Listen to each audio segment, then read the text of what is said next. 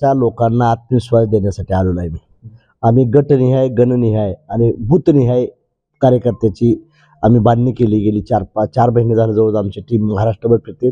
आमचे राज्याचे अध्यक्ष काशीनाथ शेवते असेल, महासचिव आमचे ज्ञानेश्वर सलगर असतील किंवा मराठवाडा अध्यक्ष प्राध्यापक गोरे सर असतील, यांच्या माध्यमातून ही टीम चांगली उभा केली. आणि त्या टीमच्या माध्यमातून मला कमीत कमी परभणी जिल्ह्यातून डेली 100 फोन येतात आणि ते सर्व समयाचे येतात. साहेब, तुमच्यासारखा माणूस आम्हाला मिळाला तर फार चांगलं होईल. हितनं 100 येतात, तसेच माड्यातून मी 100 येतात. आता माझी तर अशी खंचान झाली की तिकडं अर्ध भरायचं इकडून, म्हणून मी दोन्हीकडून निर्णय घेतलेला आहे की परभणीत नाही उभा राहायचा आणि माड्यात नाही उभा राहायचं. जास्तीत जास्त हे करण्याचा प्रयत्न करू. मग आता महाविकास आघाडीकडून की भाजपकडून? म्हणजे अजून नाही ना, अजून त्या दोघांचं कोणाचंच नाही ना. महाविकास आघाडीनं आम्हाला निमंत्रण दिलेलं आहे पवार साहेबांनी. बाकी कुणीही महायुतीनं काय आम्हाला निमंत्रण दिलेलं नाही. त्या महायुतीशी बोलण्याचा प्रश्नच नाही. त्यांनी आम्हाला काय दिलेलं नाही. पवार साहेबांनी म्हाडाची जागा देऊ केलेली आहे. पवार साहेबांचं अभिनंदन केलं नाही. पवार साहेबांनी मला रेकग्नाइज केलं राष्ट्रीय समाज परिषदेने, त्याबद्दल मी त्यांचं हृदयातून अभिनंदन करतो शरद पवार साहेबांचं.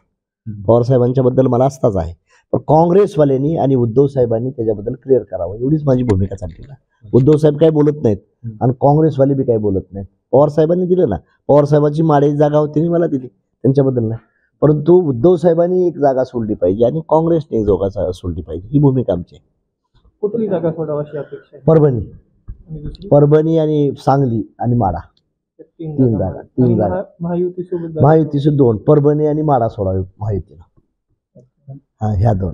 इथले जे स्थानिक आमदार आहेत हे तुमच्या कार्यक्रमाला उपस्थित राहतात. कोण? रत्नाकर गुट्टे माझ्या प्रत्येक प्रोग्रामला असतात. प्रत्येक प्रोग्राम नाही कुठलाच नाही, प्रत्येक प्रोग्रामला माझ्या असतात. रत्नाकर गुट्टे हा माझ्याच पक्षाचा आमदार आहे, माझाच राहणार आहे. तो कधीच भाजपाचा आमदार होणार नाही हे तुम्हाला वाटत असत. मला मुंबईला भेटतात ते. म्हणजे हे काय ह्यात ना, मला माहिती आहे ना माझं. त्याचं माझी रॅली झाली, त्या रॅलीला स्वागताला ते होते. जनस्वराज्य यात्रा काढली त्याला होते त्यात. तसं काय नाही. पंकजा मुंडे वारंवार नाराजी व्यक्त करत आहेत पक्षावर, कशी राहतात? काय नाही, ती माझी बहीण आहे आणि बहीण असल्यानंतर तिची नाराजी माझी मी दूर करीन. काय करायचं नंतर माझी सत्ता आल्यानंतर मी ती दूर करीन.